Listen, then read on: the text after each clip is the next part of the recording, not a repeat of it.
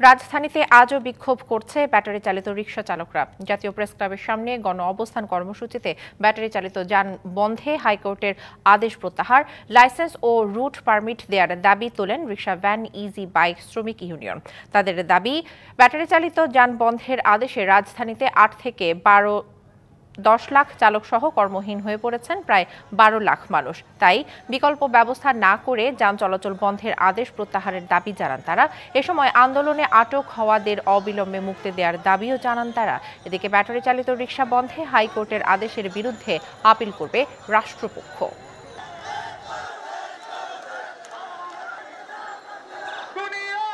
রাস্তা আছে যেখানে অটো রিক্সা চলবে সেখানে আমাদের রুজির ব্যবস্থা করতে হবে। আমাদের যদি ব্যাটারি চালিত গাড়ি অফ করতে হয়, আমাদের কর্মের রিজিকের আগে ব্যবস্থা করে এরপর উনি দেখেছে ব্যাটারি চালিত গাড়ি বন্ধ করা হোক।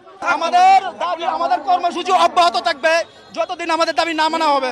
সরকারের দায়িত্বশীল অবস্থান থেকে আশ্বাস চাই, এই মামলা প্রত্যাহারে সরকার আপিল করবে। 2, এই গাড়ি চলাচলের যেই নীতিমালা প্রণয়ন দরকার, ড্রাইভিং লাইসেন্স দরকার, গাড়ির লাইসেন্স দরকার, রুট পারমিট দরকার, সেই রুট পারমিটের ব্যবস্থা করবে। ব্যাটারি চালিত রিকশা বন্ধের আদেশ প্রত্যাহারের দাবিতে চালকদের বিক্ষোভ চলছে জাতীয় প্রেস ক্লাবের সামনে। এ বিষয়ে বিস্তারিত জানাতে যুক্ত হচ্ছেন সহকর্মী মাহমুদুল হাসান। আমরা কথা বলবো তার সাথে। মাহমুদুল, আজকের বিক্ষোভের কি পরিস্থিতি জানাবেন এবং পাশাপাশি জানাবেন যে আজকের বিক্ষোভের কারণে কোনো জনভোগান্তি সৃষ্টি হয়েছে কিনা? দিশা, একটি বিষয় জানাতে চাচ্ছি, সকাল থেকে কিন্তু পূর্ব ঘোষণা অনুযায়ী জাতীয় প্রেস ক্লাবের সামনে ব্যাটারি চালিত চালকরা কিন্তু অবস্থান নিয়েছেন। অবস্থান নেওয়ার কারণে কিন্তু প্রেস ক্লাব, হাইকোর্ট এবং পল্টনের যে সড়কটি রয়েছে পুরো সড়কটি কিন্তু অবরুদ্ধ হয়েছে। পাশাপাশি আমি যদি একটু দেখানোর চেষ্টা করি, সেটি হচ্ছে আসলে রাজধানীর বিভিন্ন প্রান্ত থেকে কিন্তু তারা জড়ো হতে শুরু করেছে। এর পাশাপাশি যে কোনো বিশৃঙ্খলা এড়াতে পর্যাপ্ত আইন শৃঙ্খলা রক্ষাকারী বাহিনী কিন্তু এখানে মোতায়েন করা হয়েছে। তো তাদের আসলে একটা দাবি ছিল যে আসলে উচ্চ আদালত থেকে যে রায়টি দিয়েছে সেই রায়টিকে যেন পুনর্বিবেচনা করে এবং তাদের পরিবার পরিজন নিয়ে যেন ভালোভাবে চলাফেরা করতে পারে, সে ব্যাপারে যেন তাদের জন্য একটি বন্দোবস্ত রেখেই কিন্তু সরকার এই বিষয়টি যেন পুনর্বিবেচনা করা হচ্ছে।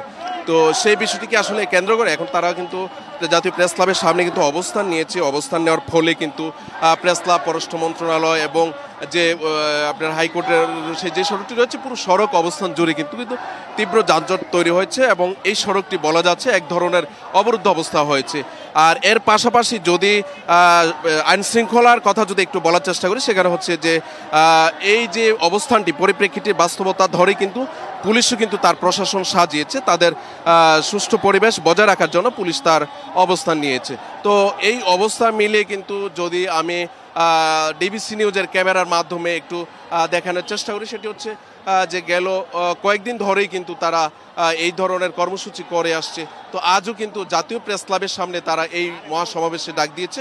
রাজধানীর বিভিন্ন প্রান্ত থেকে কিন্তু ব্যাটারি চালিত যে চালকরা রয়েছেন তারা এখানে এসে জড়ো হচ্ছেন। আর বেলা যতই বাড়ছে ততই কিন্তু তাদের সংখ্যা বাড়তে শুরু করেছে। তো এই ছিল এখানকার অবস্থা। দিশা, নাজিম, বিস্তারিত জানানোর জন্য ধন্যবাদ আপনাকে।